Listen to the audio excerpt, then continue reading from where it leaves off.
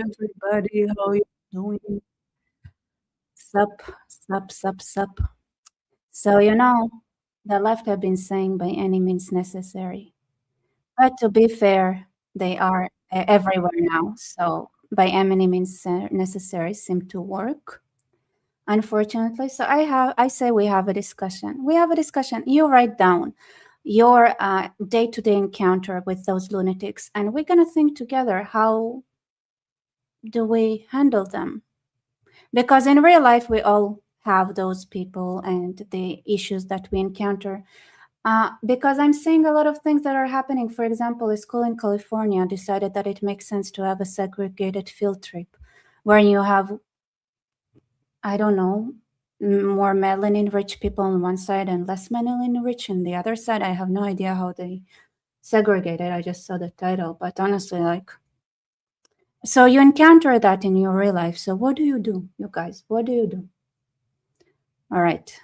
Like, comment, share this live. I see that nobody's here yet, so I'm gonna wait a little bit. And let's watch some of the things that had happened today, because a lot have happened. For example, Keir Starmer is deeply concerned about the terrorist attack that took place today. Amazing, amazing. Okay. Held a Cobra meeting, bringing together all the relevant. Coping, I see. Where have you been, sir? Where have you been? Yes, like, subscribe promptly, and please share. Where have you been? Why have you not been here for a while? So, who even moderated this channel when you were away? I have no idea. So we were both in the Armin discussion right now, and we talked about Armin is great. Armin is great, but I don't like being misquoted, honestly. All right.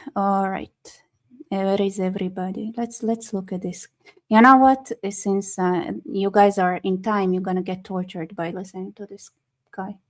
Partners. I've just held a Cobra meeting, bringing together all the relevant partners, including the Home Secretary, the London Mayor, the Metropolitan Commissioner. Oh my God! He brought all the Islamists into the room to talk about how to solve the problem with the Jews. I guess getting stabbed and stuff.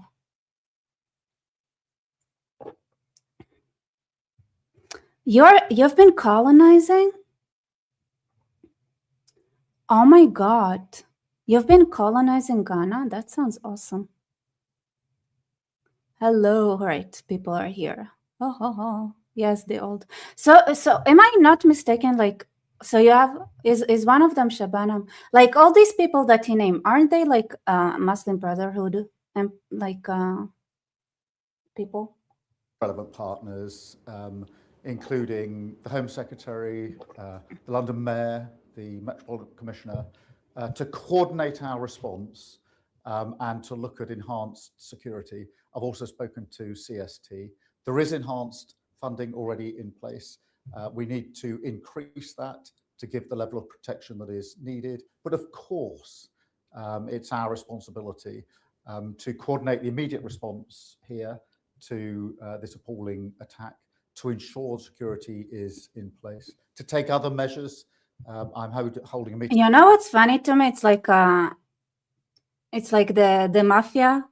You know how protection money works when somebody is like, oh, there are people around here that might like get you out of business by ruining your shop. So you just need to pay this little fee and we're going to protect you. Tomorrow with the criminal justice agencies to make sure that we can have effective and swift justice in these cases. But we do have to recognise the levels of anxiety and concern there are, that I know about, in terms of the Jewish community feeling very much exposed and vulnerable, feeling they've got to hide their identity, sometimes in the health service, sometimes at school, on the streets where they live. And it's our job to make sure that they feel safe and secure. It's our job to make sure that we absolutely deal with the roots of anti-Semitism and extremism. That is what we will do. All right.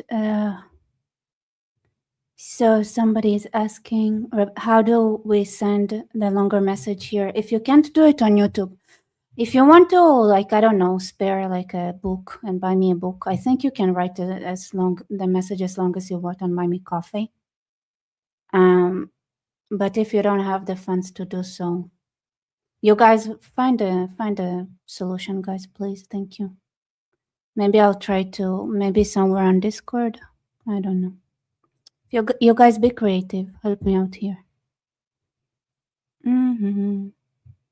All right. So, okay, so this guy has brought all the mafia Jew lovers to a meeting to talk about how to protect Jews because it makes sense. Yay, support Rebecca with coffee. Yes, thank you so much. All right, so we are trying to figure out, so in our lives, right, we all have encountered this kind of crap, right? These people who are, well, they're the enemy, let's be honest. The enemy. I don't know how to describe them other than them being the enemy. People who are like, for example, I've seen that the California school had a school trip, where there was a literal segregation between kids because of their, I don't know, melanin. I have no idea what criteria they use to decide that there are different trip groups. I don't know how it worked. So, but like, for example, you encounter that in your life. What do? Or your child's school thinks it makes sense to send them to the mosque or to bring an imam. Or, the King of England makes a statement about how important it is to love all religions, but actually he means Islam. Things like, or when you try to explain to someone why it's important to bomb Iran, and they're like, oh, you're evil. Like, what do you do? So I said, write down your own real life experiences and we're gonna figure it out together,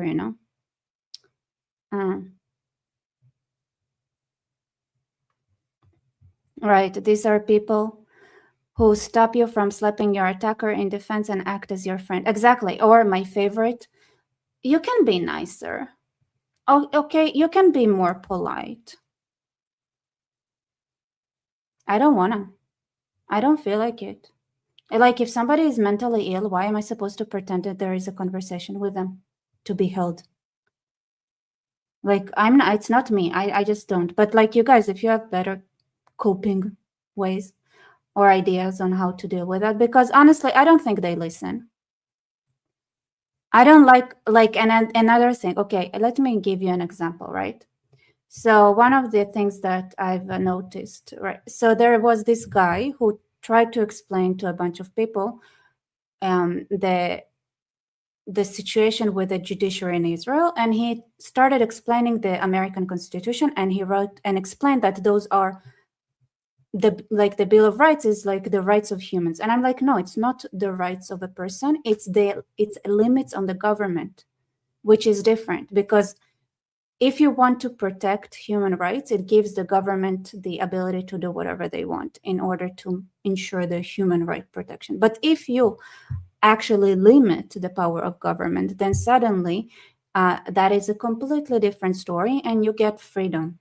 And bringing the American Constitution, saying that this is like human rights driven, or it's as if it's the job of the state to protect human rights, then that is a distortion of reality, that actually the Constitution is there to limit the ability of the government to meddle in the business of decent human beings. So and I said, like, this is such a sophisticated distortion of reality, because it makes this difference is so critical in understanding everything and how those things work. And they use those loopholes where people cannot really comprehend the difference between limiting government versus ensuring human rights to their favor, so that they would have a way to actually take more rights or give more power to the judiciary, give more power to whatever arm of government they support. So and when the and I just stood up and said, you are lying. It's not true. What you are describing, what he was trying to sell is the idea that the judiciary has the right to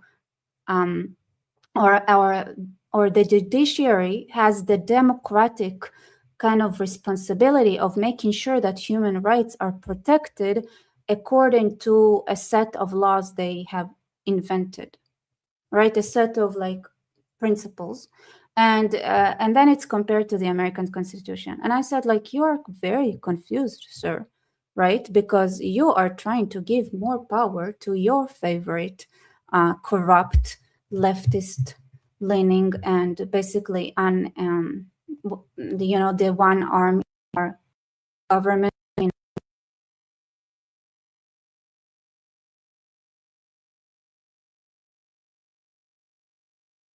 The one branch that managed to get out of checks and balances, they managed to get out of that system. In order to justify that, he misrepresents the American Constitution, because in Israel the American Constitution is like, it's like a golden standard, so to use the American so in our cultural context that we're at in Israel, using the American Constitution is like using the gold standard of the most like freedom, awesomeness kind of thing. And then those leftists, what do? They distort it and use it and then present it in a way that justifies their disgusting actions. And that's what they do, right? So for example, and I just said, like, no, you are lying. And here's the thing, like, when you tell them that they're lying and they understand exactly what they're doing, they don't care. So that's something I really don't understand. Why are Israelis complaining the court is leftist if the government appoints the Supreme Court justices, at least in the US? Well, this is where you got it wrong. In Israel, it's not the government that appoints the Supreme Court justices. If it was, then we would have a more balanced check and balances system. But what happens is that the committee that appoints the court justices, has a majority of, guess what, people who belong to the judicial branch, meaning that it's not mostly, it's most, and not only that, like when you have a presentation of the opposition there, so basically they have an automatic majority. So they have an automatic majority to the left there, because the judges basically appoint each other. And on top of that, because we are based on the common law, they can write laws, right? They can make once they decide on a certain kind of judgment call, then it applies in the future as well. And that means that they basically write laws, but they also allowed themselves the ability to remove laws. So basically the legislative branch writes laws, and the court took it upon itself to have the legal ability to basically cancel laws that went through the legislative. So they appoint each other, they write laws, and they remove laws. That's what happened. And then when Israel tries to correct the wrong, they bring all their minions to the street to burn the country down. And then that's how October 7th happened, by the way. So the reason October 7th happened when it happened is because the judiciary got all their peeps out on the street. And in the Quran, it says that the time to strike is when there is a disagreement in the population. By the way, it was really bad, right? Like really people thought we're gonna get to civil war because of that judiciary problem where they have no supervision. They manage to get themselves out of the check and balances system. Not only that, they can now apparently they when the government tried to get the attorney general fired, they wouldn't let it. When they wanted to change the head of the security, the general security, the judiciary didn't let them. When they didn't let them appoint a judge that, like, they didn't let them appoint a judge, a Supreme Court judge, because the Supreme Court judge made sure that all the other judges would not be able to. Basically, they decided among themselves who's going to be the Supreme Court judge and ignored what the government wanted. They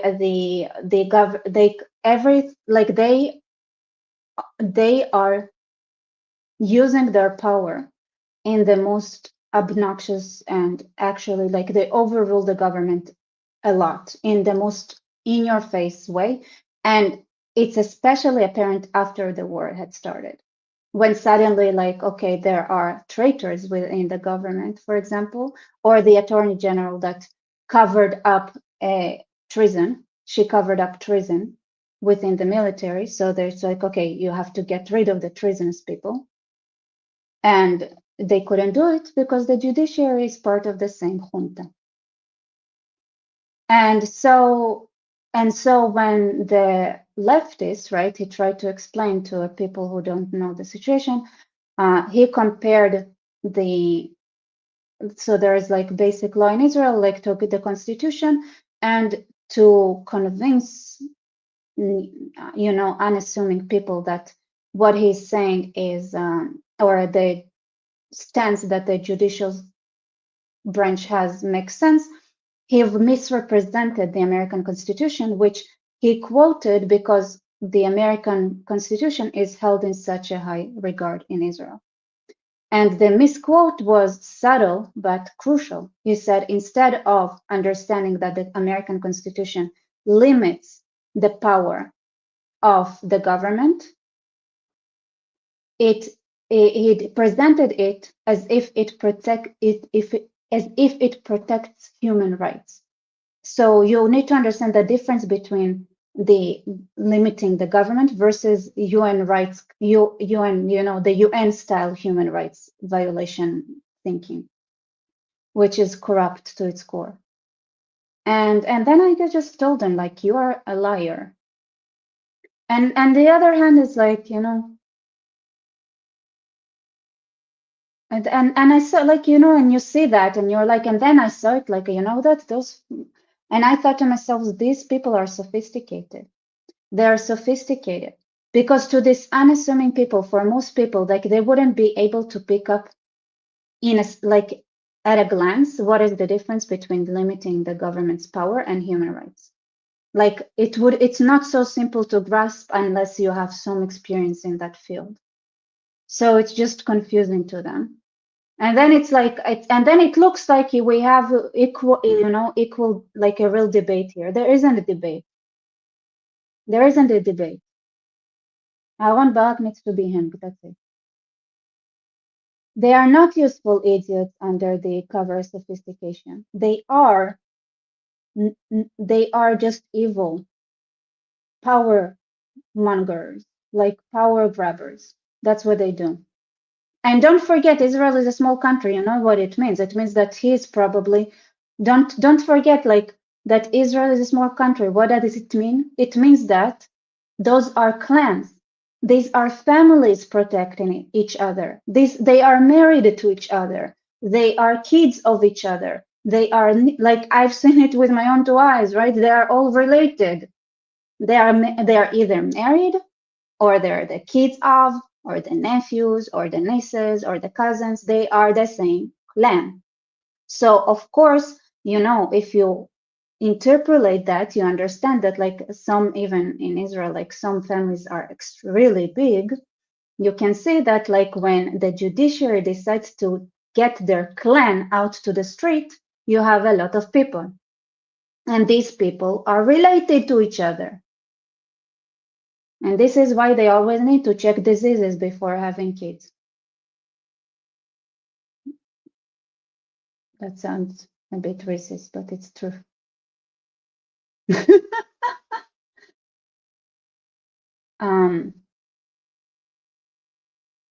So here's the thing. So for those who don't know, the Netanyahu family was always outside of the junta.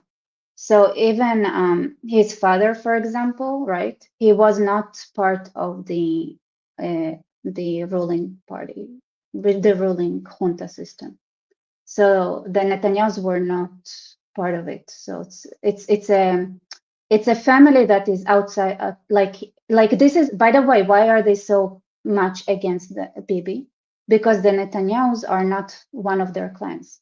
So the Netanyahu family is not one of the families that is from inside the clan. Because if you look at it, right, you can see like they are very generous, like with the political opinions that you can present when you take over. But for some reason, they're very much against Bibi. And the reason they're against Bibi is because the Netanyahu family was not part of that clique. Like his family was not part of that clique. Netanyahu had to climb the system from outside the system. Yes, so Netanyahu is exactly sort of like Trump. Exactly. In a sense that he's not from the established. Yes. Yes. Yeah. Even more so than Trump, I would say. So, and by the way, it's crazy to me that in America, in the United States, it's kind of works the same way.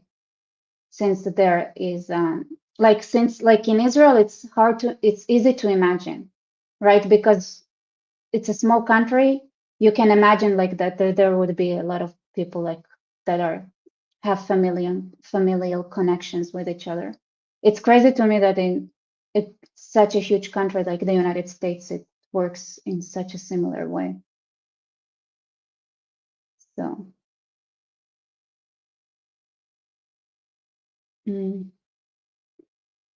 so that's the thing. There isn't a constitution in Israel. The constitution was never written, so that's why this is the kind of loophole that was used by the judiciary in order to take over.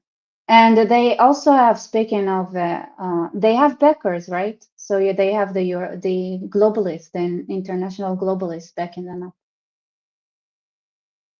Yeah, I think we get that in Norway too, with plenty of judicial abuse difference. Well, Norway is also small though. Norway is also small. It's crazy to me. Like it makes sense to me. It's gonna be the same thing in Iceland, in the Nordics, in Sweden, but in Israel, like in all the small countries, you'd expect it. But then suddenly it's true for the United States as well, which is crazy to me. So I think it's interesting. But I'm guessing like yeah.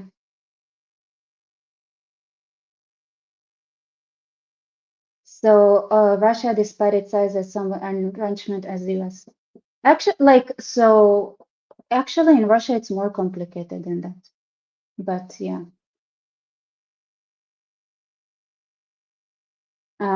Imagine being an 80-year-old country and not agreeing on a constitution. Well, of course, is the truth.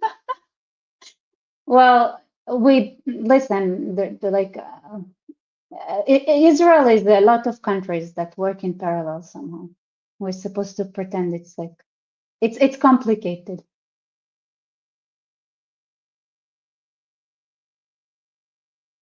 Why does Israel always have antagonistic neighbors? Because it's a land bridge. So land bridges are always problematic geopolitically. Geopolitically, like land bridge places drive how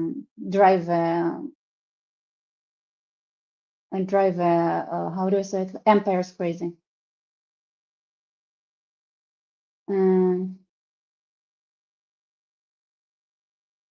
All right, you guys. So okay. So let's just go. Let's just, you know what, I have kept a random playlist of stuff we can watch together, enjoy together. And while we do that, first of all, where are my super chats, you guys? I'm here working for you. Come on. We are against slavery, are we? Oh, by the way, okay, so I'm seeing Max here. Okay, I got to buy me coffee from Max. Max Tones bought book and didn't write anything. So okay, I mean he wrote something, but I don't understand what. Oh, I think he wrote coffee.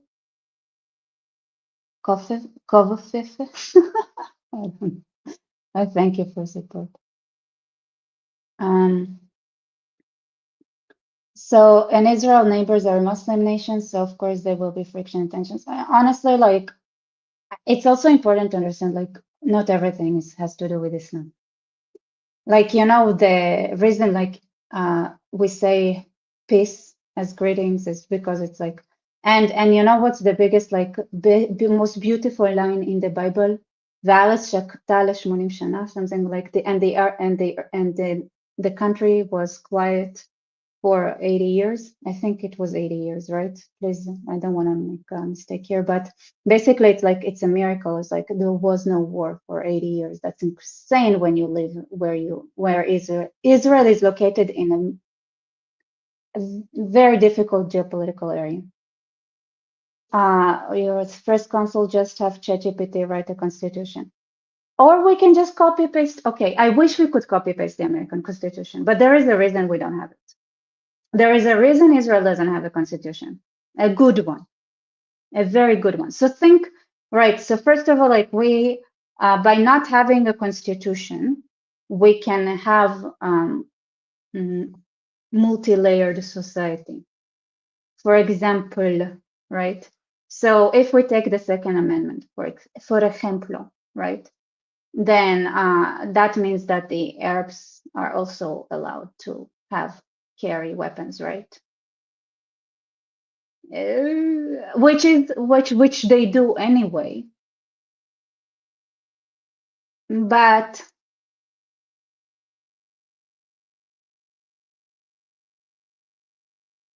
it's different,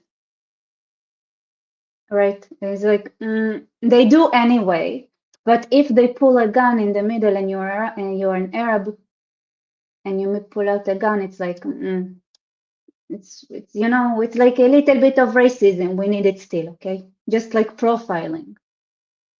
So it's like that's one, for example. Second, like, and then you have like the freedom of worship or freedom of speech in a place that has so much like army activity all over. Freedom of worship, it's like we. By the way, like the First Amendment, like we kind of have perfectly well, but in the same time, right? Our system is not built for that, especially like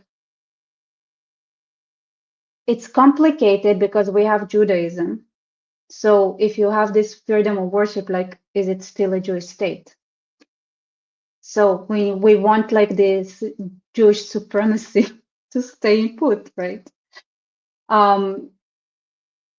It's like I love it and I love the American Constitution, but it's like,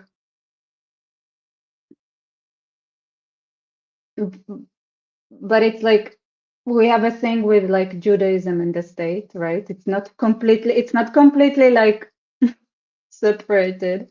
It is and it isn't.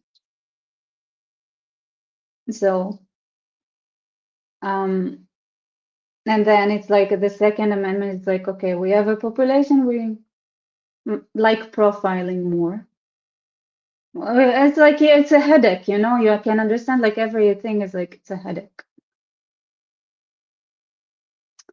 It's a complicated. So you think about like why don't we have a constitution? Well, it's complicated. That's why. And plus, on top of that, don't forget like in order to establish Israel to have like the recognition, the entire different sects of Jews had to agree that we want a state. And believe me that each and one of those sects had a completely different envisioning of what kind of constitution or thought, like what it means to have a Jewish state, and just trying to make it a written statement of any sort is gonna be like, listen, at some point we're gonna have to deal with it, right? But there are several things that need to happen first. Like, for example, like the concept of there are gonna be some things that are not politically correct that are gonna be. We need to have not only the fortitude to deal with our differences, but also the fortitude to stand against and right and like explain our case to the international community. So there are a lot of things that Israel avoided because it didn't have the ability to do what it needs to be done and also defend itself from the international community that just doesn't seem to not jump on any opportunity it gets to screw Israel over. And when Israel was a new, and when Israel was a new state, it wasn't, it wasn't something Israel could have done. It was too complicated. All right, so someone bought 2 books and actually wrote something. So hi, Rebecca, thank you so much for your streams. Just sharing some of my personal experience for you to read on stream. So I'm currently studying in Belgium, an abhorrent anti-Semitic leftist country, which was already, okay, so my addition, and if you ask me, like Belgium is gone, it doesn't exist anymore, but yeah, okay. An abhorrent anti-Semitic leftist country, and my university is even worse. Today, a student council member approached me and said that over 50 students and even some of the uni staff apparently hate me now just for questioning a pro-Fakistanian charity that one of the project groups has organized during a class. All I said was that this money can easily end up in the hands of Palestinian terrorist organizations like Hamas, Islamic Jihad, or Fatah, like it usually does. And also because I tore off all the Stand with Palestine charity posters in the camp. And she even said that people who are more passionate about Palestinian cause may do bad things to you. Nice. Well, you get the idea, hints on the possibility of being beaten up or worse for standing with Israel. Honestly, that was surprising even for me, that so many people are brainwashed by the Fakistanian mind virus and that they are so easily triggered. But also that any kind of alternative opinion is just forbidden in this shit swamp of university. I don't care though, they won't silence me. That's amazing that they won't silence you, but let's think. All right, okay, so is that you sharing? Is what I just read, was that you? I also like someone, it sounds like you wanted to be anonymous. Why did you just out yourself? All right. So let's the guys think together. So first of all, we are seeing several things here. So what is the most important part here? Is it protecting your freedom of speech? How much is that how much that part is under risk? Because it's like you got a threat that people who are passionate about Palestinian cause may do bad things to you. That's one. And there are hints of possibly getting beaten or worse for standing with Israel. So, all right. So there is the how do you defend yourself? And I don't care though, they won't silence me. So you want to protect your ability to speak up. Was there anyone that was on your side that approached you, or are you alone in that? All right, so I don't know if you are alone or not. So I guess this is something that is interesting to know if you have any support. All right, so I don't know. Are you Jewish? If you're not, if you are, you're not, or not. I would approach the Jewish community anyway if there was one. So you're saying you're pretty much alone. Did you not a Jew? Doesn't matter. It doesn't matter if you're not a Jew. You can still approach the local Jewish community. And if they are not cooperating, then I'm trying to I'll try to figure out how do we make you, how to approach them. I'll try to look it up. But do try to get the protection. Like, I'm guessing that there are organizations that are busy protecting Jews. We need to first try to see if they can also protect you. And second, if they don't, come back and let's figure out how we expand the Jewish protection to you as well. If you want to, that's one option.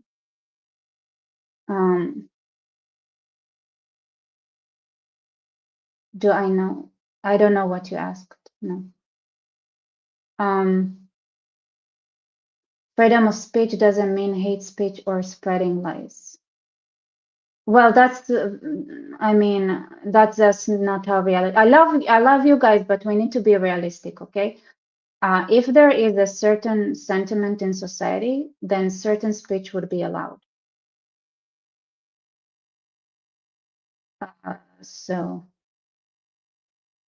there are other ways, right? So I don't know. It's like, so one thing I can think of is like in this, and another thing is like Jews are not the only minority. Hindus like, it's funny, but like Sikhs and Hindus as well, like might be Sikhs, Hindu, Druze, Christians who escaped the Middle East. If there is any of that, some of them like might be in the same boat as you. And maybe they have ways to protect themselves as well. So from what I know, like, here's the thing, okay? Well, let's be honest. Where you are right now, this is probably more true than not, that the rules of the street start to apply. And what happens in the street is that if you are alone, you don't have any protection. So finding a gang to belong to is very important. It's first priority. Somebody who you would call to, and they show up and like help you out without no questions asked. Here, maybe Albanians or something like that.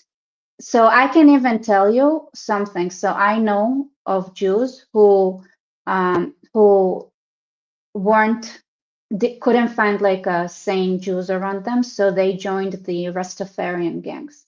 So they joined the Caribbeans, like people who came from the Caribbeans, and then they did the protection stuff. I'm calling that gangs, but it's not necessarily a gang. It can be a club, it can be a church, it can be a synagogue, a group. And but let's be honest, like, here's the thing, right? Do you think that you can go to the school authorities about getting the you might get, like, people who are more passionate about Palestinian cause may do bad things to you? Does it sound like you are not in a gang mafia's environment? You guys, like, if you are in an, like, face reality. Those institutions, like, it's just like being in the street. There's like gangs, right? And it's like it's a gang with like backup from the institution you're attending. So like finding a community to be part of is important.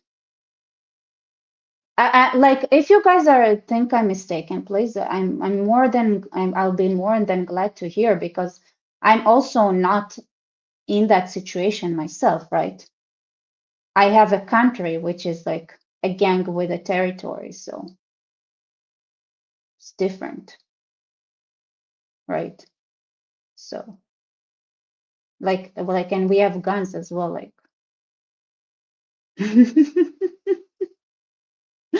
It's like ping pong. I mean, we even have like embassies and stuff, you know. So it's like it's like it's, if you're an American, you might be able to like go to your American embassy and say you're being threatened for being an American. Also, you can lie, by the way. Fuck saying truth. Like if you, let's say, were in America, I would go to American embassy and say that the leftist university people are threatening you because you're an American. I mean, the details are not important.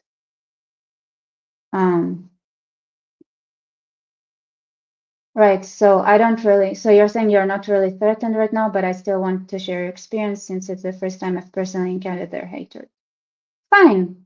Not right now, but it's good to have like the groundwork. It's not a bad thing to do because like you don't know how long it would take you to find a club, right? It's better to get your like have yourself covered that way. And just like just wonder if you can do what you can do, what you cannot do. Not necessarily like it's like maybe the Jewish organizations can help, like just like probe around. Just like probe, just like probing is not bad. And I think like as far as I think, right? You guys, do you think there is something else like you need to do before that? Because I somehow doubt. I really doubt. Like, do you think like going to the university authorities, to police?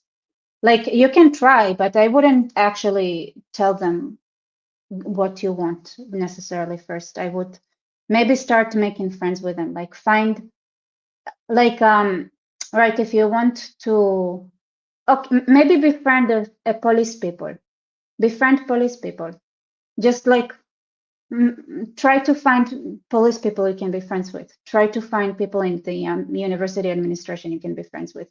It's groundwork, right? It's like you need to start like probing, see where, like, if there is anyone somewhere, like somewhere that would protect you if needed. I mean, and it's like, like develop your personal relationship.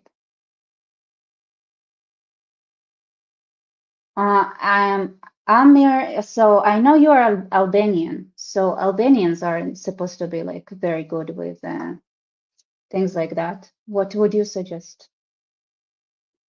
Right, like, and also like don't present your case right away.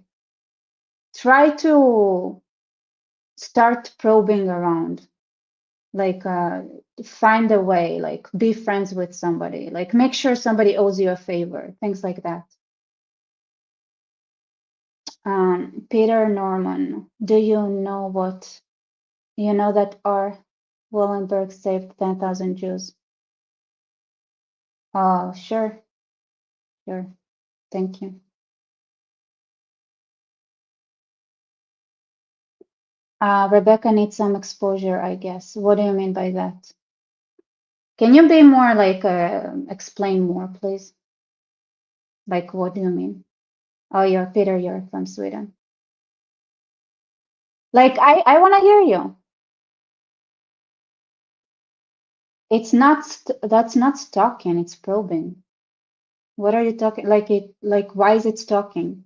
If you're trying to, all you need to do is just sit down in the administration and just like bring up some concerns that you have, right? It's like you don't start with, I hate the pro-pilots. You start with, I'm worried about the free speech situation. Or you go around and it's like, I feel like I'm being silenced. And you just like try to smell who responds. It's like, it's such a Georgian thing to do because like Georgians are like chameleons. It's such a mountain people skill to have, to like read people and try to find like the one person in a room that would side with you.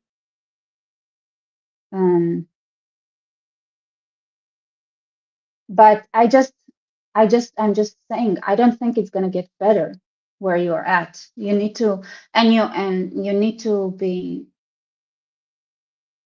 if they are, and they will start like threatening you more and more, and you want to keep it your freedom of speech. I just say like check like like find people that would help you out as well. So that's that. Another thing is, of course, you have us if you just want to complain about, like, somewhere to write or complain or inform. maybe I'm just the other thing, like I'm working here with limited information because I don't know like how much like how much that area is broken or not. For example, like I don't have that. You know that. You know if their police is still functioning. You know if the university administration is still functioning. You know if there is like what kind of clubs are there. You know what kind of, you should know at least what kind of protection you can get, right? And people would have different amount of possibility depending on where they are. And the I mean, yeah. You can even like if you want to arrange a debate. I mean, here's the thing. My experience is like I can tell you, like arrange a debate, like have an argument. But I saw what happened to Charlie Kirk, so and that is in the United States. I won't be surprised that this is like the norm right now, right? It's not prepping for the fall of civilization. It's understanding that, you know how you have the right to bear arms in the United States. Well, you in historical times, you also went to church as well. So you had a community and you had the right to bear arms and protect yourself. It's actually like people gave up on their own rights.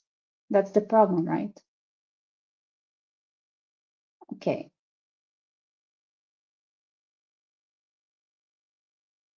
Now, here, when Ben Shapiro visited your college, I thought it was going to be violence, but the police handled it okay. I mean, did the police have something to handle? Just that is not completely like normal.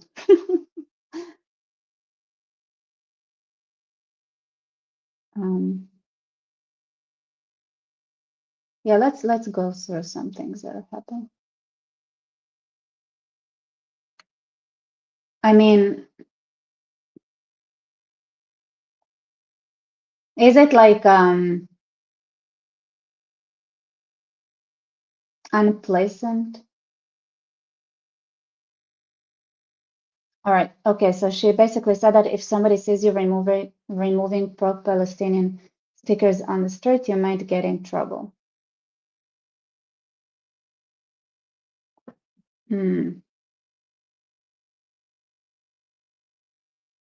Okay. Yeah. Interesting to me. Like, isn't it trashing?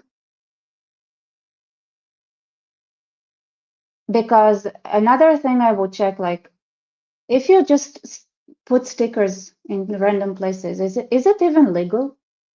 Just a question to ask. Like, is putting posters and crap, like, is that not something that is regulated where you're at? I mean, different countries, different laws. But I'm just like, don't be shy from trying to figure out like what all the different tools you can use. So is first counsel depends if private property or not. Depends on where you're at, right? So even if it's what is it, if it's private property, they probably do get it on private property sometimes, right? Like a low level vandalism. I don't know, like it's like if it's vandalism, if it's something like I don't know, maybe you can like just like check the laws, right? And if it's against the law or against like the policy in your city, you can also flood the police with complaints, right? Like being like this is not cool, like this kind of citizen. There are a lot of ways to think like of her, like that's the other thing, right? Like giving the other cheek. was actually like that is actually like something that was a law suggestion, because if you give the other cheek, then it means that you can get the other person in trouble, because if they slap you in one way, it's okay, but if they slap you in another way, that's violating the law or the cultural like norms. So actually, the turn the other cheek is a way to get the person persecuted by the law and be, like, you know, make pitfalls. You know, the New Testament is riddled with ways to resist against tyranny, except that a lot of people lost the meaning that and what it was supposed to be about, actually. So look for loopholes in the law, look for who you can complain to. And just, you know, it's like,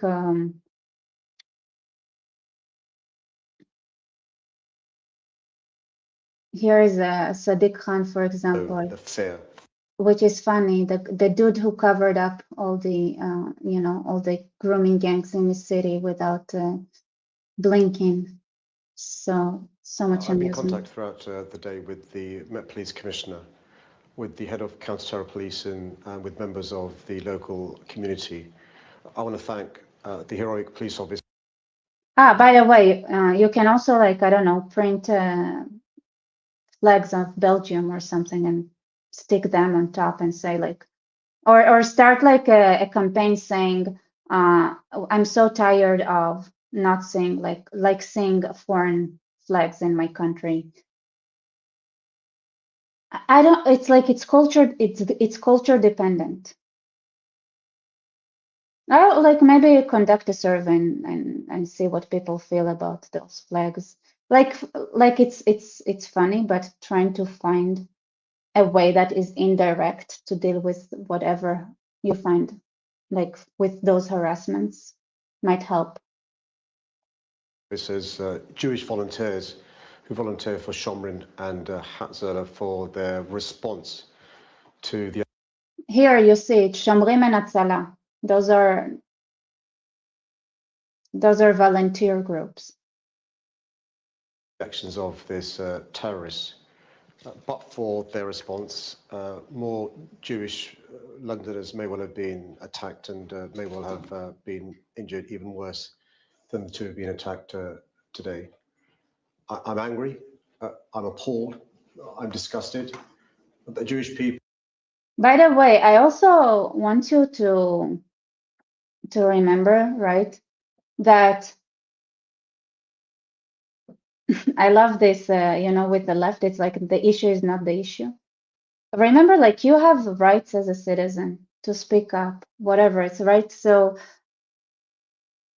trying to fight against Palestine head on might not be the easiest way, but trying to find all the things that are your right and the law is supposed to protect that ability of yours, and just mention that in a way that is neutral is also would make the chances of you getting the response that you want better, like higher. By the way, like it's funny because like there are a lot of tips, like I can give you a lot of tips of the kind of things I did in the army to get things that I wanted without the army being able to complain about me being problematic. People are going to bed frightened. They're waking up frightened. They're living their lives frightened. This is no way to live. I'm appalled and angry that over the last few weeks we've seen places of worship attacked because they are Jewish, buildings attacked because they are Jewish, Londoners attacked because they are Jewish. It is incredibly important that those of us that aren't Jewish show allyship and support to our Jewish brothers and sisters. We've seen over the last few weeks Londoners scared because they are Jewish. And what the community will see over the course of the next few days is additional police officers in and around the community, but more support and solidarity from non-Jewish Londoners as well. I think the most shocking thing, both for the Jewish community and for Londoners and the wider community, will be that this has happened so much in recent weeks. Buildings have been attacked, ambulances have been set alight, all in the Jewish community in the last 4 weeks. And this morning, there was a man running down the street with a knife, attacking people who were identifiably Jewish. I've lived in London all my life.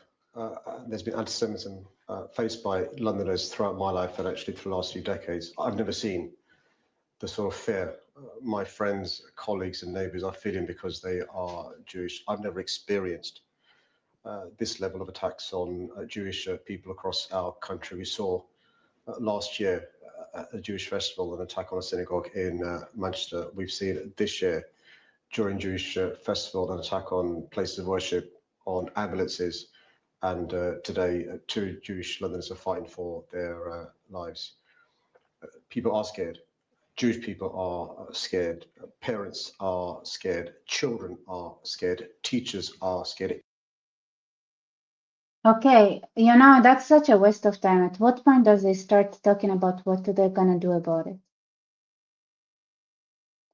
Like at what, like children are scared, women are scared, dogs are scared, and cats are scared, lizards are scared, grandmas are scared, grandpas are scared, the aunts and uncles are scared. Okay, so what? So what you gonna do about it?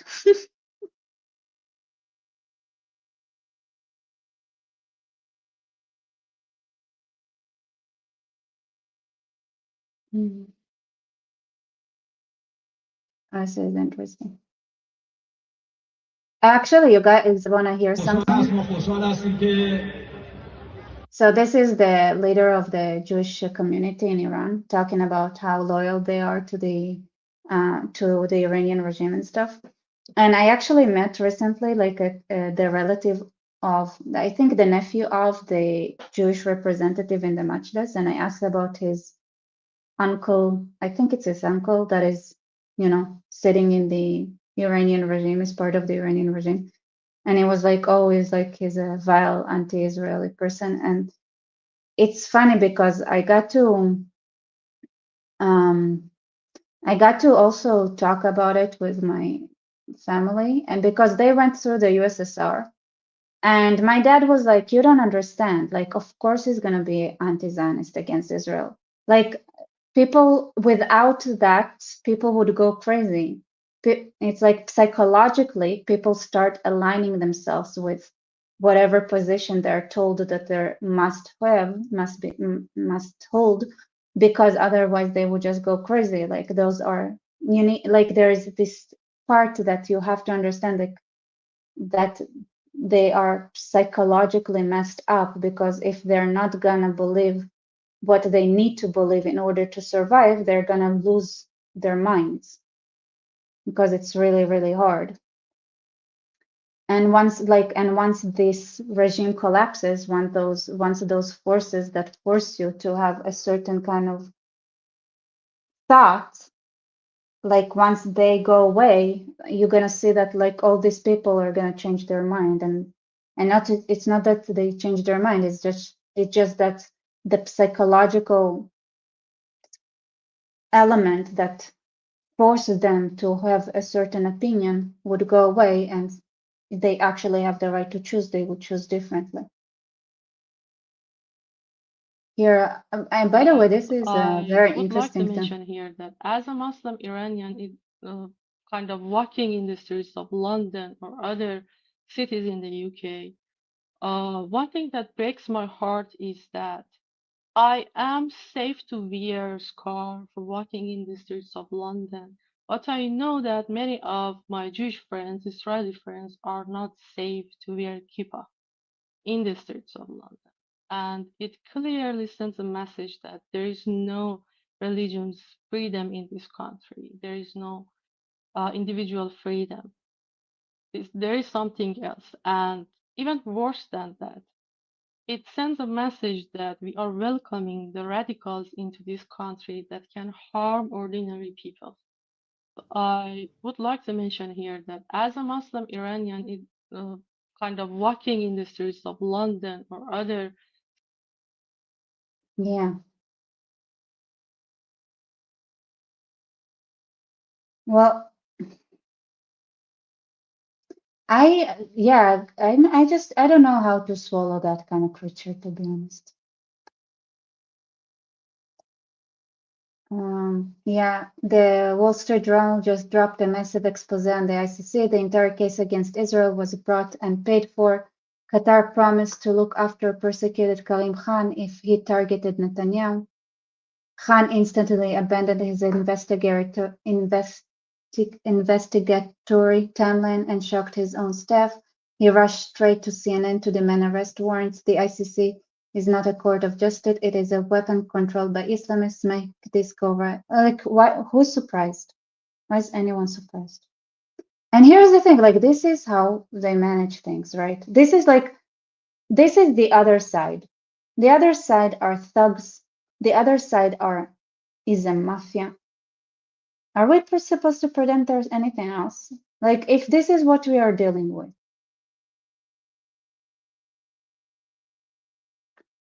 Charlie, thank you so much for support.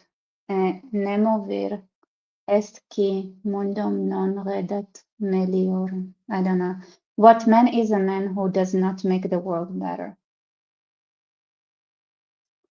Yeah, I don't know what man is a man who does not make the world better.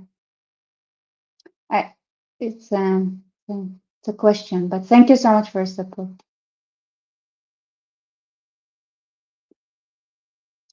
Muslims are very happy that Anna Hathaway said Inshallah. We also say Inshallah every time one of those bastards gets punished. Yes, don't forget to smash the like button. What's 100% free and support this channel. Another one. By the way, this is so funny because it's in Yemen. They found a truck that says Brothers Ruhama in Hebrew. And it's like, how did they survive? Like, why is it in? How did it get all the way to Yemen without anyone like losing their crap? Oh, speaking of, like, look how far they got. New York City faces a budget crisis of a historic magnitude. Bro, 2 days after getting in power.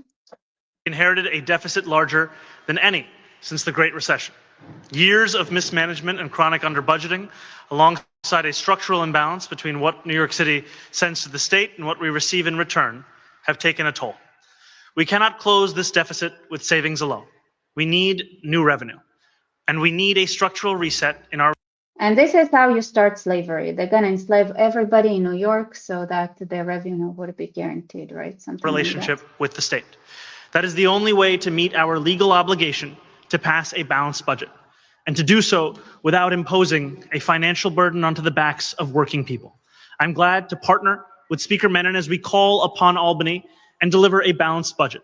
Together, we are extending the executive budget deadline from this coming Friday until May 12th, because a crisis of this scale cannot be solved without state action. I want to be clear, we are not simply asking others to act. New York City is doing our part. We are committed to governing with the fiscal responsibility this moment demands. Speaker Menon and I have already identified Give us money and trust me, bro. Is that what you just said? meaningful savings, and we will continue that work carefully, deliberately, and without cutting the services that New Yorkers rely on.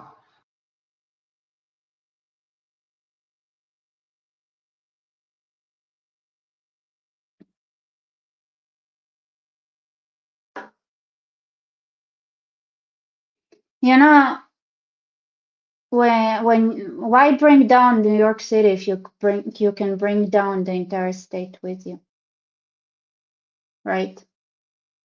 Like, dream big. New York State, and then New York State would need to be bailed out by the country, and then the country would go into debt, and then you're gonna be slaves to China because you won't even go to war against Iran, and so China would have the oil and the rare earth minerals, and would have all the robots, and then they're gonna come and enslave all the Americans. But we cannot do it alone. That is why we are standing together this morning, to underscore what is at stake and to call on Albany to deliver additional revenue.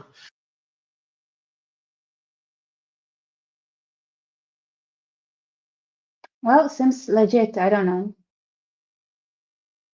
It's, I mean, I don't see the problem. after attacks on synagogue, Jewish institutions. I like the part where, oh, by the way, I went to the House of Correspondent dinner for one reason. I wanna hear what Erica Kirk had to say. Everyone is asking why I even went to the White House Correspondents' Dinner, and it was because Think about like a person like Erica Kirk, right? Like she needs right now, like the entirety of the money that Charlie Kirk made, like she needs to spend that on security right now. I don't know how long, but security is really, really expensive. So everything that they had raised, all their millions, now go to security and stuff like that. And wherever she goes, she can't get the rest. And that is a person with means. everyone is asking why I even went to the White House Correspondents' Dinner, and it was because many of the journalists in that room have attempted to dehumanize me, and I wanted to meet some of them face to face, quite frankly. Why have a conversation To be disappointed face to face when she finds out there are psychopaths who don't care about her potentially getting killed or her children as well, right? I mean, at what point, like, you know, why are we still pretending who we are dealing with, right? So now we can have a conversation on how to deal with the reality that is in front of us. Many different conversations, but you guys, first and foremost, fight each other, at least to have mental support when the world breaks down. about me when you can have a conversation with me? So, for example, a journalist from the Daily Mail came up to me. She introduced herself and she was very gracious. She was saying, "You look so beautiful. I'm so sorry for your loss." These kind of people are the most dangerous. I bet, like, oh, you look so beautiful. Sorry for your loss. And then you start opening up to them, and then they use whatever information distorted and then sell it for money. To which I replied, "It is so nice to put a name to the face, especially with all of the slander, the lies, accusations that are out there surrounding my husband's murder and myself." And I said to her, "You know what's so interesting? This is my first time at the White House Correspondents' Dinner, and I find it so fascinating, the dynamic that is going on right now, because everyone is all dressed up and you guys are co-mingling in and out of each other's cocktail parties. And so for one night, you are able to put aside all of your differences for the sake of freedom of speech. And then by Monday morning, things will go back to being an absolute bloodbath between all of you." To which she replied, literally, she said, "I know. Isn't it special, right? Isn't tonight so special?" Okay, that made me sick. Well, I'm gonna say something. Erica Kirk is a smart woman. She knows exactly what's in front of her. I don't know, like, man, like,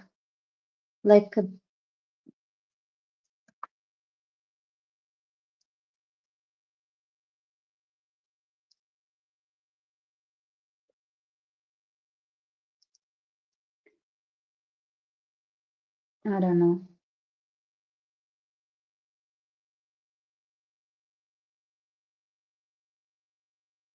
I mean, if she wasn't making so much money, TPS, whatever it's called, what she finds online, I doubt they make the same amount of money.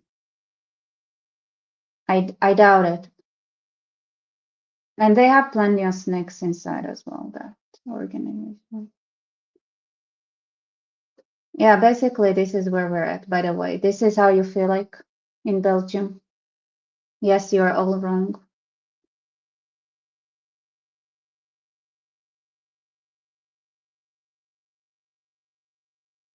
Like,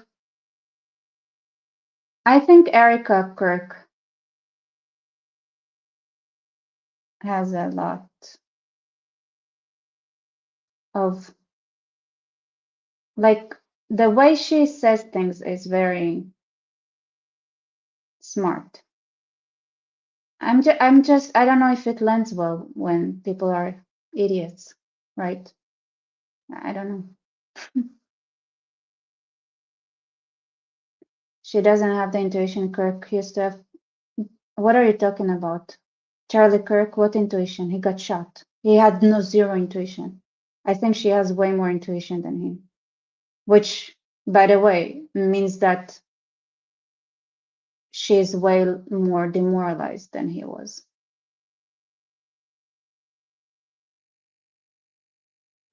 You're saying, I honestly don't care about Erica Kirk and confused why people care about her. Why wouldn't you care about her? Like, why wouldn't you care? She's in our camp, right? We don't have many people in our side. Look how many people watch this live stream right now. We are few. She's one of us. Clearly she is. I've never heard her say something that indicates otherwise. So we need to protect each other. I know it sounds like not like Megyn Kelly, or we need to protect like Nick Fuentes, like bullshit. But she has no political power, money. You know who has political power? The person you decide to give it to. And we're not giving political power to each other. Are we sharing each other's stuff? Are we willing to make it's like this is us right now, right? There aren't many of us.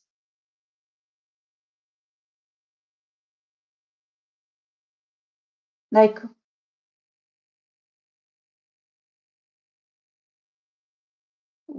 this is the truth is,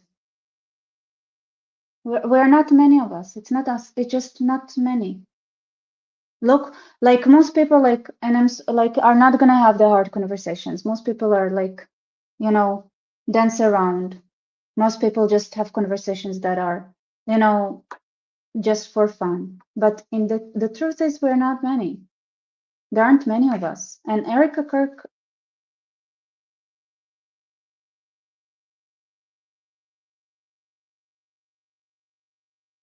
what are you saying? Well, based on what?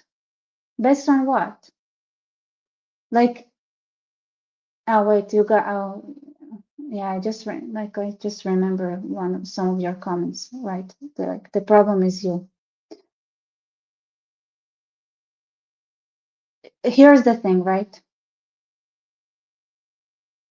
She has access to donors. Do you guys have it? She has an organization. Do you guys have it? Why not take advantage of the structure that she had inherited and is part of, and support her?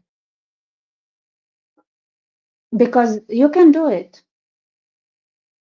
You can do it by giving tips. You can do it by suggesting some stuff. You can do it by saying, hey, how can we use your resources to push our agenda that is ours? Do you guys understand that we are the worst enemies of ourselves right now?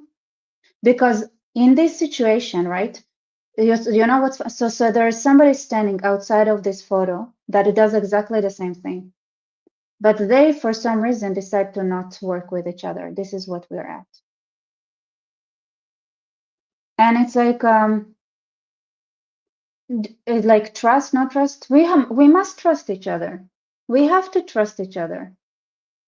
Because listen, first of all, like, it's not popular to be on our side. So why would we not trust each other? If for some crazy reason, right,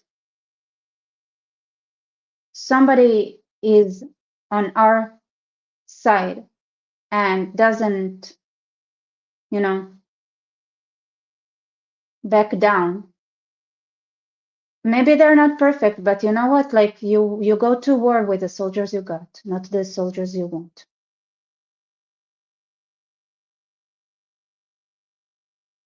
How is an emotional widow the King Cyrus no friends? Okay, so you have an emotional widow that has a lot of, can get a lot of traction. She has connections, okay? How about we start thinking, right? How we can use those things and not how we would make somebody not count for those same things. Like the way she describes things are great. What's wrong with that? What's wrong with what she said?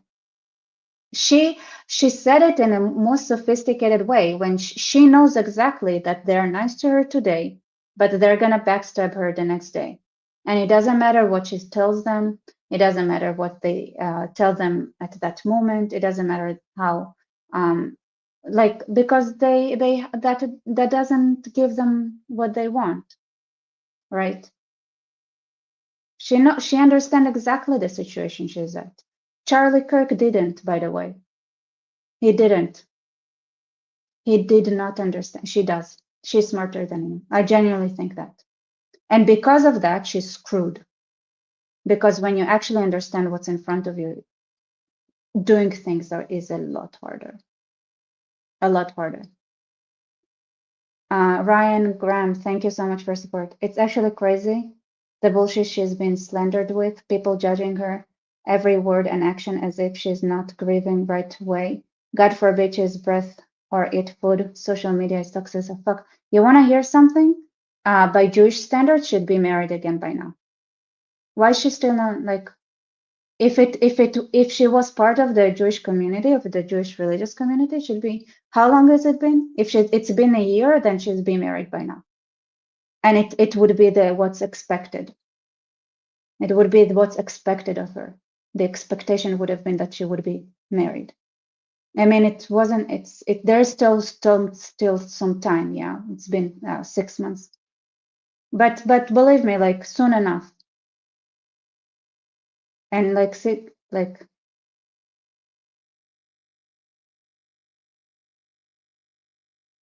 in a year, right? It's like, you know, like, what do you want? He died. Do you want her to die with him as well? Like, are you like the Hindus who used to burn the widows together with their husbands? Is that what you want to do? To burn her with him? No, she's alive, and because she's alive, she should get married. She should use her power. Her ability to do good to the world should be utilized as much as possible for all of us. This is our situation. We New York are City. alone. And so for one night, This is us. Here's you were able to put this aside is all of your what differences most of us for the think sake of is the truth.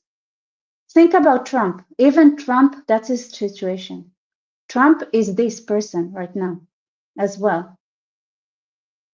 It is truly Trump right now. He's like that as well.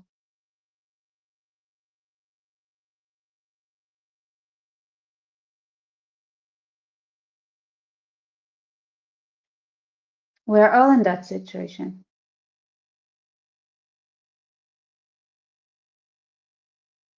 And sir, that what you need to understand is that the public is wrong. She needs to be in a new relationship.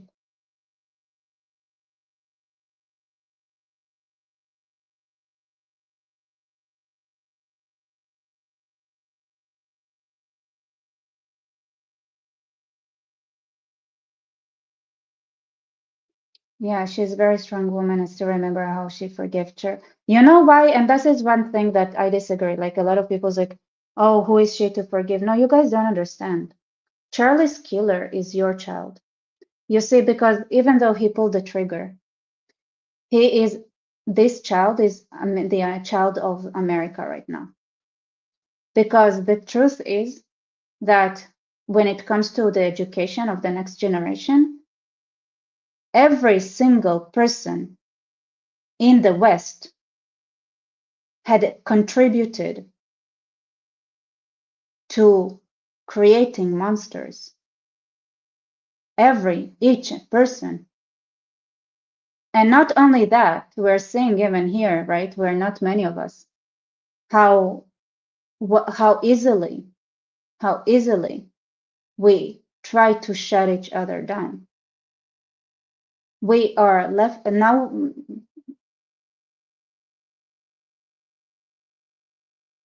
It's like the forgiveness was.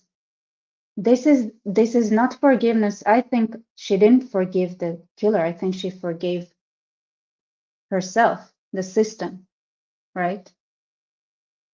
The world that was created. Because it's one thing when the enemy, right? It's not a different country. It's not someone else's child. It's your child. Your children are that's fucked up. Your children are the crazy ones. These people that you are surrounded with, it's your people. And if you can't forgive your own people, then you're gonna die. And it's also like your responsibility as well to fix it. I mean, who gave the left the leeway to do whatever they did? Who gave that opportunity to the left? Who bought into their lies? Who did not do the due diligence of checking? Who didn't care about communists taking over primary schools? I'm not my generation technically, but also even our generation. It's like, well, were we involved with our siblings? It's not just your kids, it's also your siblings. What about them? And it's like the people you train in work, the tutoring.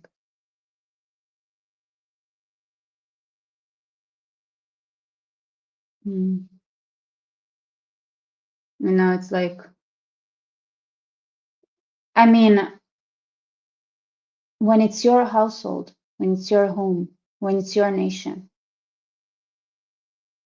what else can you do? I don't know.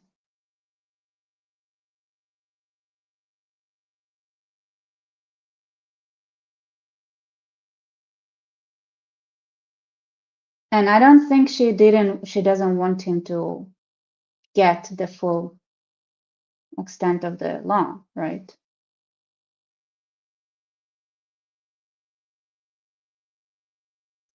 And maybe it was wrong for her to do that, right? Maybe what I'm saying, it's like it's not truly the sentiment she had. But how many of us are left? I'm telling you, there is each and every one of you, I can find something that is wrong with you. And you can find something that's wrong with me. So we're stuck with each other. Who else is here? Nobody, right? And even like a lot of people like talk, right? But they talk. And talking is nice, but while we talk and while we discuss, people just, our rights are taken away bit by bit. And then there are those who would take it and do the same thing. They're built their own pyramid scheme, right? It's like not in a healthy way. Doing things the right way is hard. It's like, try like support each other. This is like they support each other. The media covers up for the leftist government. The leftist government never says who is to blame for those attacks. They cover each other asses. And you know what? Like, I believe in science, and when things work, they work. This is why I say, do I like the leftist, the way the left works and their methodology? No, I dislike it. But war is war. And tools are tools.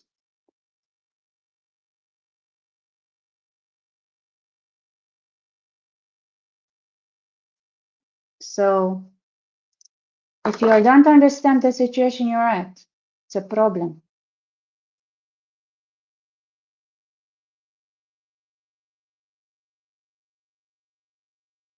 You know? and countries were lost. It's not like you are forever immune from crap and bullshit. Not even the forefathers or those who wrote the Constitution believe that America is immune from falling into darkness if you lose sight of who you are. And if you stop defending, if you have the rights to bear arms and you don't bear arms, do you actually, like, does it matter that you have the rights to bear arms? If you have free speech but you don't use it, does it matter that you have free speech? Can you, like, what is free speech if you cannot use it? What is the right to bear arms if you don't exercise it? Mhm.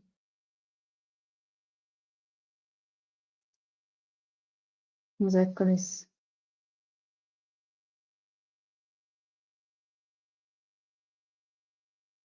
This is the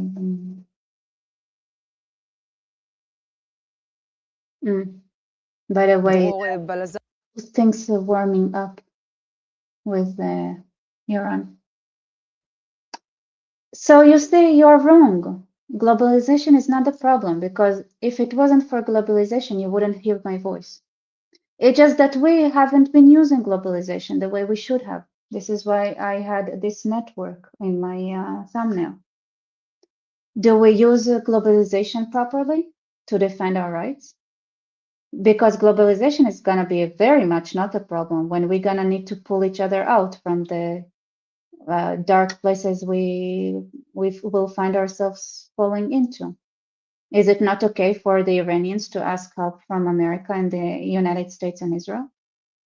Would it not be all right for the Brits to ask for help fighting against draconian censorship laws in Britain and call the British government out? You can say globalization. Just because somebody decided to use a tool and you didn't, it makes you an idiot, honestly. It doesn't make them wrong. It makes you stupid. That's what I think.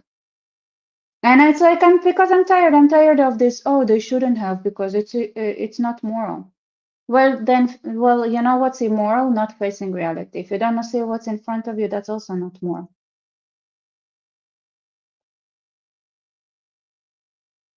Globalization is the problem because we let dictators and tyrants. And guess what? When the globalization also lets you bring free people who seek freedom, people who understand.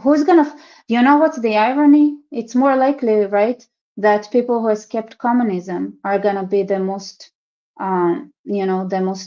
the forefront of people who fight against Mamdani, for example, right?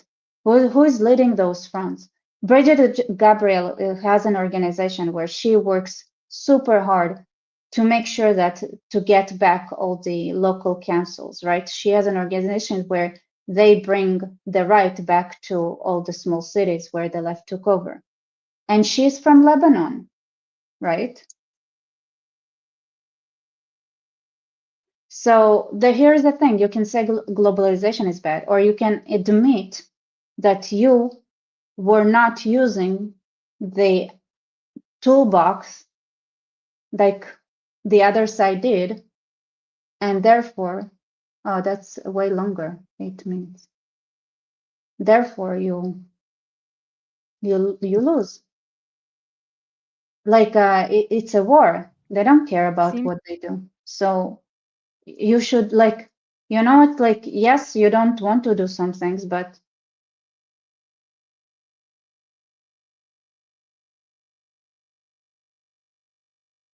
it's like you also don't want to go to war, right? You don't want to do an eye for an eye or a tooth for a tooth, or execute murderers. But well,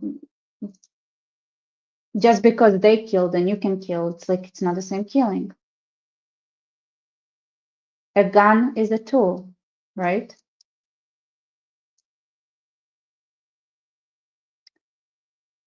So just because You are the one who is unwilling to do what needs to be done. So isn't it like taking the easier position? Isn't not doing anything the most lazy, irresponsible, lacking agency kind of path you can choose? And we're not many. We're not many. And not only that we are few, we also bring each other down on top of that. Seems to me that nothing will ever be enough for the evil in this world. Our country has become unrecognizable. These people have perverted the truth to the point that they motivated. You see, she says what's true. And you like,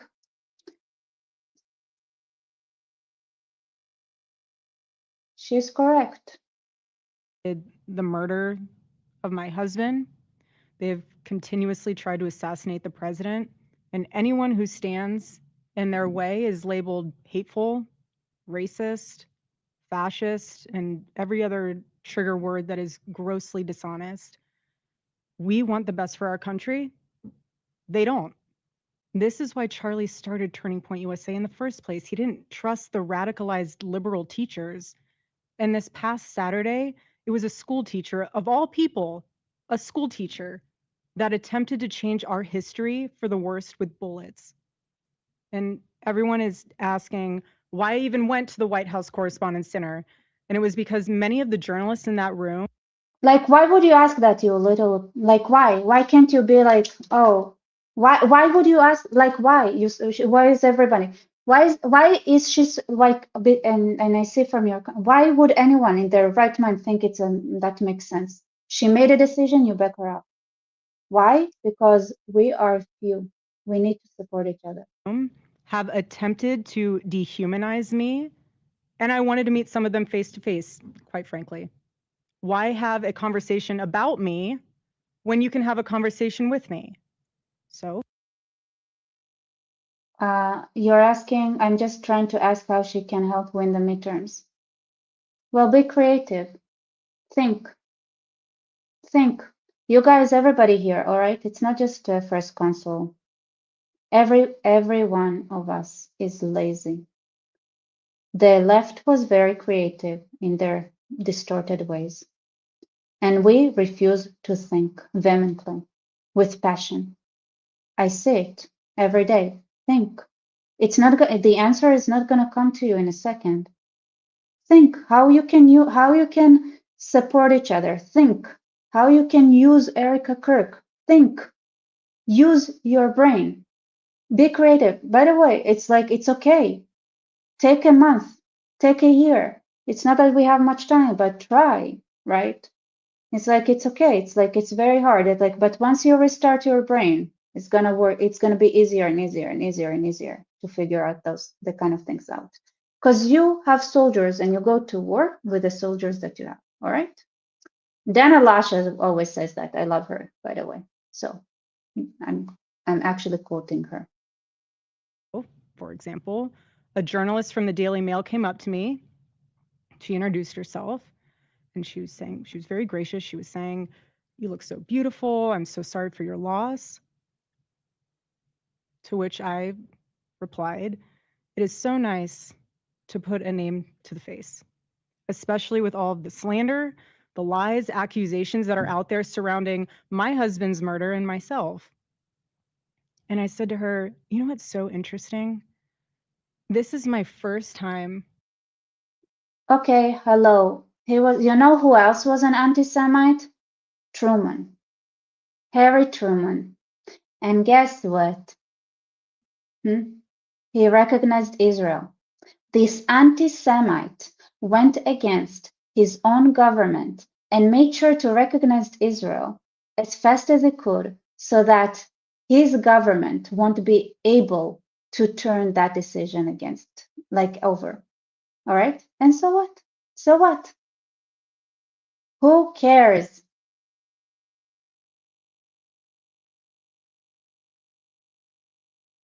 At the White House Correspondents' Dinner. And I find it so fascinating, the dynamic that is going on right now, because everyone is all dressed up and you guys are commingling in and out of each other's cocktail parties. And so for one night, you are able to put aside all of your differences for the sake of freedom of speech. And then by Monday morning, things will go back to being an absolute bloodbath between all of you. To which she replied, literally, she said, I know, isn't it special, right? Isn't tonight so special? And following that conversation, You should care into India is that organic cares. Okay, so get your shit together, India, because right now you are way behind. So get your shit together. And until you are not competitive, there is nothing you can do, right? And it's okay, we can help you become more competitive with the world, but there is a lot of work to do.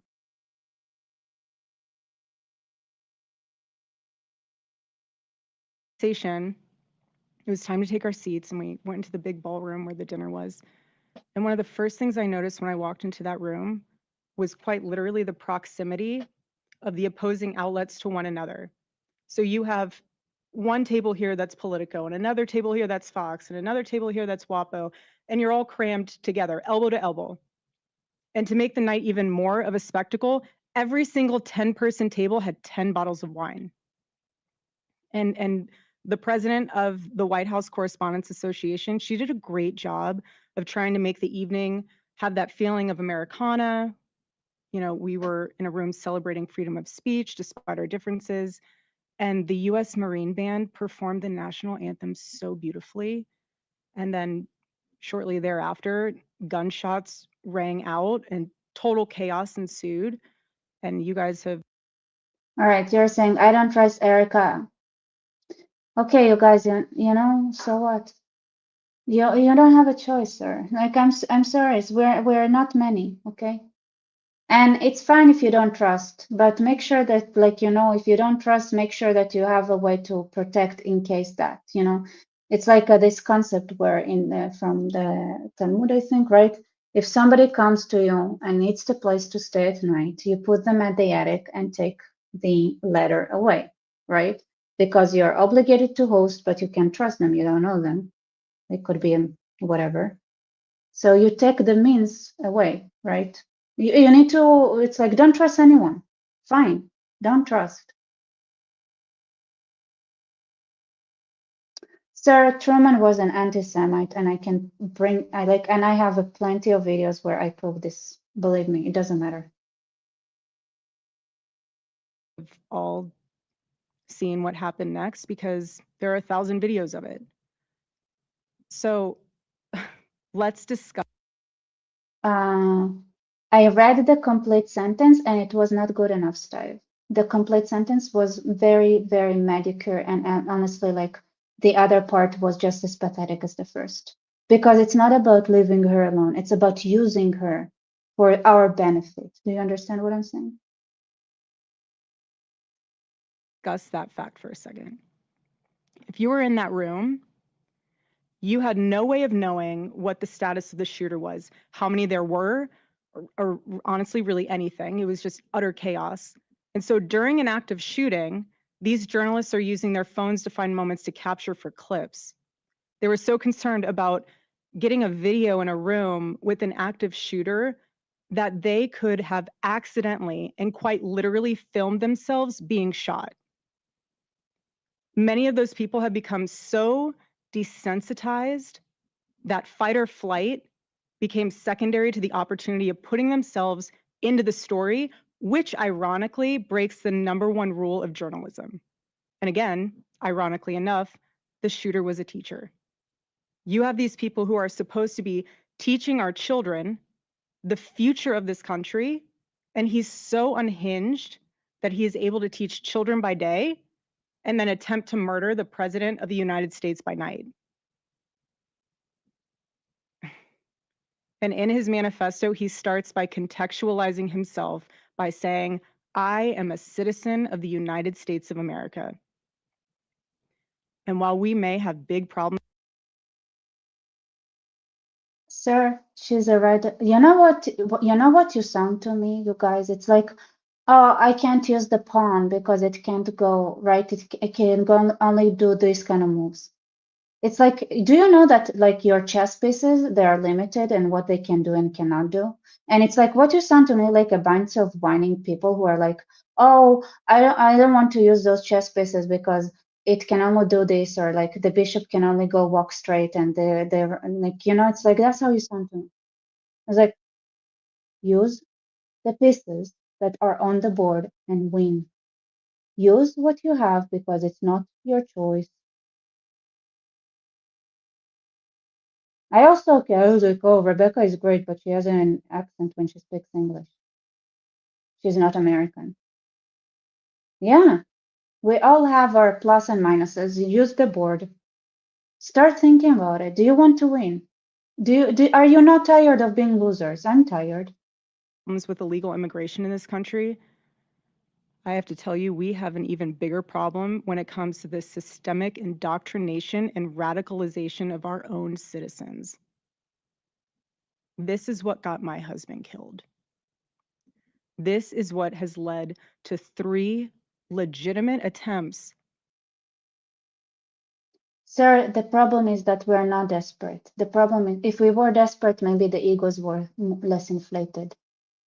Clearly, we still have a lot of ego problem in the right side. That's the issue. The left, on President Trump's life. And I can speak firsthand to that unbearable toll that this must take on our First Lady. There has never been a president who has faced this many assassination attempts in Americans' entire history. And after each one, the reaction from the far left has been, at best, a shrug, and in some cases, a sick disappointment that the shooter was unsuccessful. We are all human beings. And if you can just pause and just take a minute and ask yourself, how would you feel if even just one person made cruel jokes about the attempted murder of your loved one? That is what Jimmy Kimmel did to the First Lady. He said that she had the glow of an expected widow. The glow of an expected widow. Just 48 hours before that nightmare almost became a reality. In this culture we're living in, absorbs disagreement as a form of personal betrayal. why do you hate this speech? Why do you hate this speech? What's wrong with it? My biggest criticism, I would say that you don't see Democrat effort to bring Israel back into good graces. You are biased towards Bibi-Trump relationship. Well, clearly there is a lack of data I'm suffering from because I haven't seen anything. So I'm also not that involved with American politics. I don't know if you, I don't understand the concept. Like, I'm not into politics in general. This is why I do geopolitics, which is more general and more geography based. It turns having an opposing viewpoint into a moral crime worthy of punishment. And here's what I've realized through all of this, truly, having lived through quite literal hell these past 7 months, if you strip someone of their humanity long enough, you will arrive at the chilling conclusion that they don't deserve to exist at all. Every morning I wake up to a new headline lying about me. I have comedians dressing up in whiteface. I have people saying I'm not fit to be CEO, and I have Candace Owens claiming I murdered my husband. And the list goes on and on and on.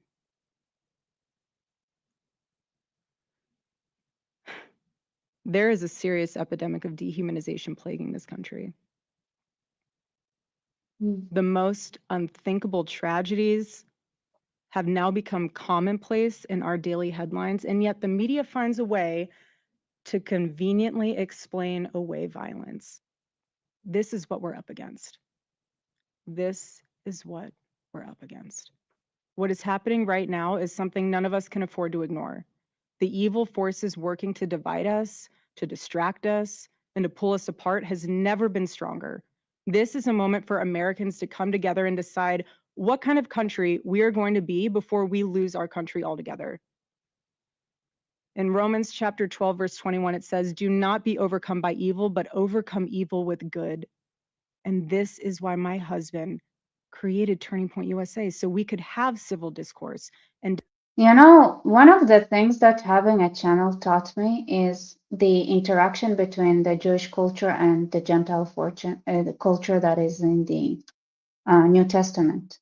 And one of the things it says, like before you remove somebody's speck out of their eyes, like remove the beam that is blocking your eyesight.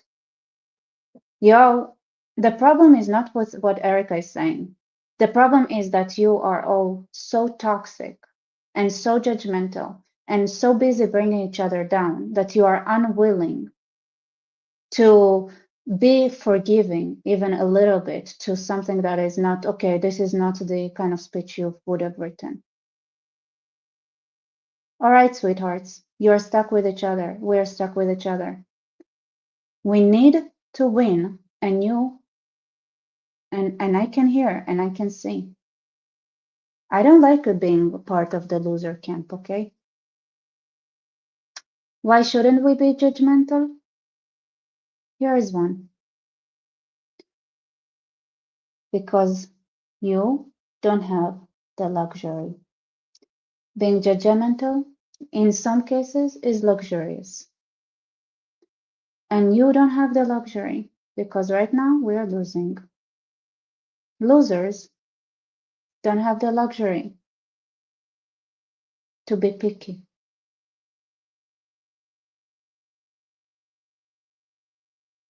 Your delusions, put them aside for a moment and understand that every person that you'd want to work with, you'd have an entire media, an entire system that would trash and say crap about them so that you would not cooperate with them. And let me tell you something very important, okay? It doesn't matter what they want. What matters is what you can get. Okay? Tools are tools. I understand, so separate from Christian. Yes, whatever, but she's not working in India. She's in the United States. She's dealing with American business, right? So why do you care?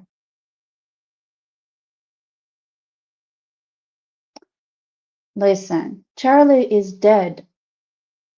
I know, Charlie literally said Democrats against Thanos weren't America problems. Fuck him. Well, he's dead. And now that he's dead, you're gonna use Charlie Kirk the way you want to, because he's not here to defend himself, okay? Don't be an idiot. Come on. Didn't you notice how his words were completely distorted by the right? By people like what's his name? The idiot. What's his name? Tucker Carlson, right? Yeah, I think it's okay because it's war and he's dead. So you can change the narrative if you want to. I mean, if it's useful to you, I don't know. I don't care. You, Greg, don't start fights.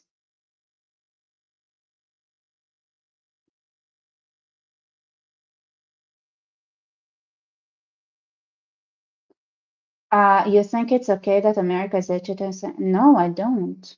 I think it's not okay that instead of understanding how to manipulate someone out of the position they're at, you remind them to stay in the position they're at.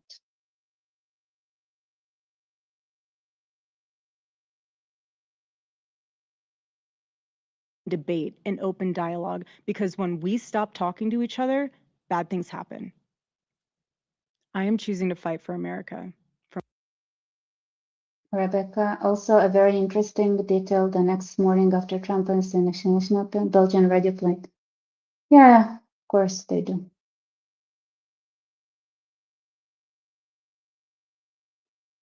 Whatever I've noticed, you know who makes the decision on the value of Hindu life? It's you. If you understand and you stand, you don't need anyone else's approval. You don't need their approval. Know your strength, know your worth. Know that you don't need that. It's not that I need to value you. You've been created in the image of God.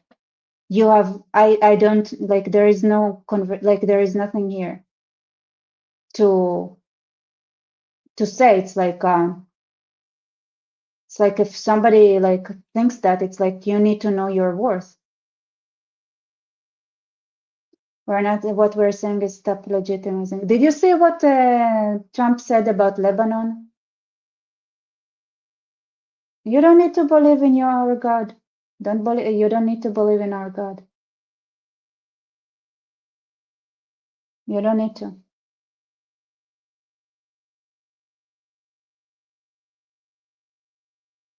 It's not about that. India is a huge country that doesn't know how to you need to learn to reflect your worth, right? Looking for approval means that you think that somebody is above you. They're not above you. Stop treating like the Americans are above you.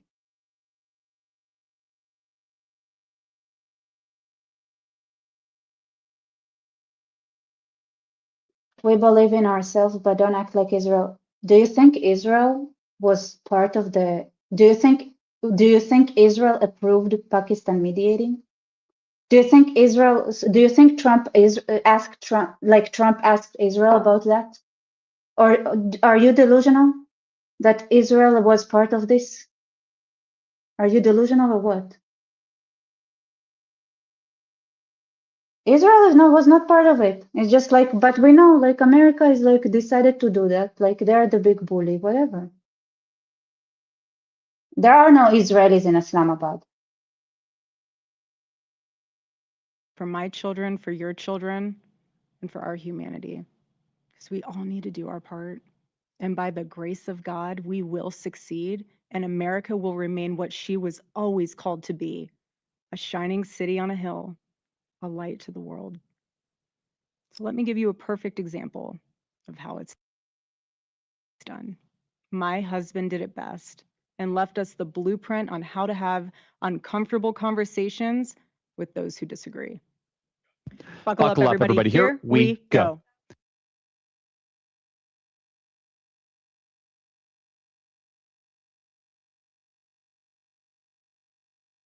You know that Israel and Pakistan don't like have no relations. You know that, right?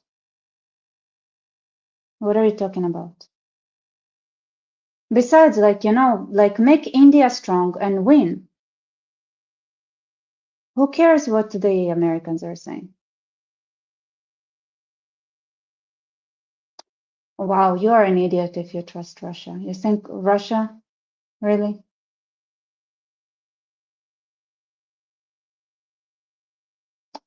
You know that you are okay. This is why India is in the situation it's at. Seriously. India, if you don't start thinking like people who are strong, then you're never gonna be strong. Like if you continue thinking like losers are gonna be losers, you know, allowed. You know, it's India who should not be allowing America to mediate in Pakistan. You should be like India, the biggest country in the world. You don't have any leverage to pull against America.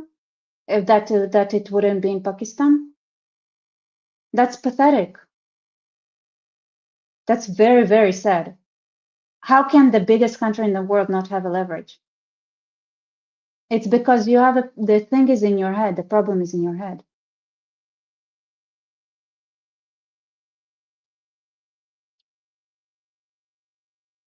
It's like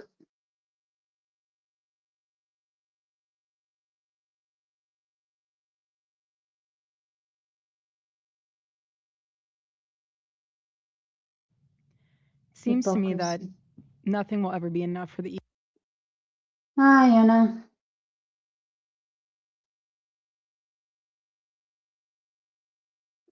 You know what? I'm not gonna give up. Even though the chat makes me think that everybody, like, that I'm dealing with like a lot of people who want to hear that everybody else is to blame. They cannot do anything. They don't have the power. Our side is that does everything wrong, right? Like the speech is not perfect, right? Like let's just win, let the bad guys win, right? We can't possibly be like this person likes pink and that person likes blue, so I cannot be friends with them. It's easy to say like, fine, I understand why we are losing. Well, let's give up. No, I'm not gonna give up, because even if there is just one person here amongst you that is less of a loser, because tomorrow it's not in a week or two, somebody here might understand something a little bit better and decide to, change their ways. Or maybe there's someone here who understands what I'm saying. I don't know, right? And then one by one, we're gonna win. One at a time. Honestly, what countries do I like? Israel. It's my country, so I have no choice. What do you mean, what country do I like? I like all countries that are real. Like what countries, honestly, what countries do I like? All of them and none of them? I don't know. Yeah, I like Thailand. Thailand is pretty. I like Israel.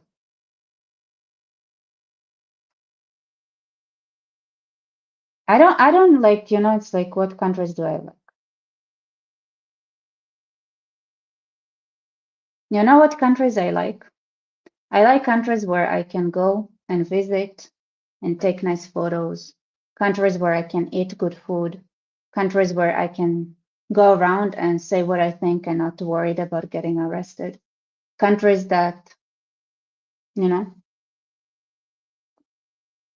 countries that try to thrive, countries that contribute to our success as human species. That I like countries like that. Countries that try, just trying is enough, to be honest. Because it's hard. It's not easy. Like and to be honest, it's like no country is like needs to be written off either, right? You didn't fall until you fall. If Muslims manage to take over from their underdog, like pathetic, like resourceless position, then you can win too. But put your egos aside and like real sense-loving people, like people who are willing to question and research, are willing to face reality, understand that there is already somebody who did the research, who did the science, who uses tools. Put your egos aside and be like, you know what, let's do what works. And you will win, because guess what? Your starting position is way better. What you offer is way better. The only difference is that they started with by any means necessary. And the only way you can actually do by any means necessary is when you put aside your ego. And here's the thing, you'd think that people who are so ego driven and honor driven like Arabs are, that they wouldn't be able to put their egos aside, but that's wrong actually, because in order to survive in the desert, sometimes you understand that you are in a weaker position, like Muhammad understood. And so they are willing to humiliate themselves and put their egos aside to survive and live to see the next day. Ironically, your egos are egos, right? They stop us from doing what needs to be done, from understanding that you can learn from your adversaries, to understanding that somebody did the research already.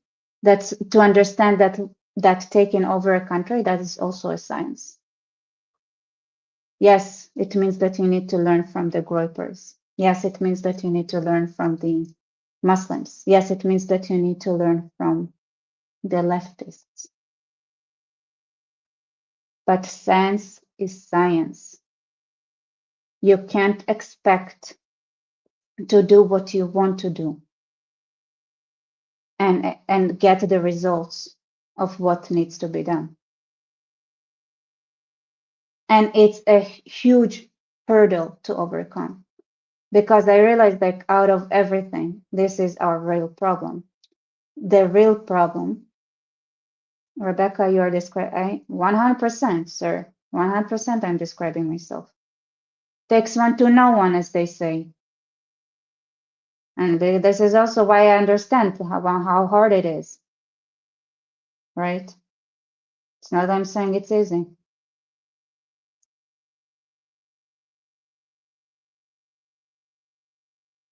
Said it easy? Mm-hmm.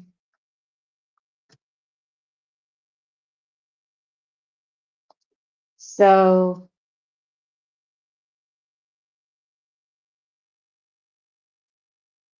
science is science, right?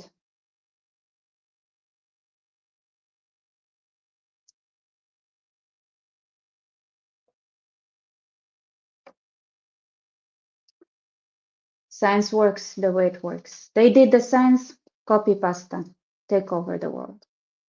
And we're gonna do it better, just an ego problem. All right? Also support this channel. You guys, if we don't, like, seriously, like, support this channel. Send super chats, share it with friends, make clips.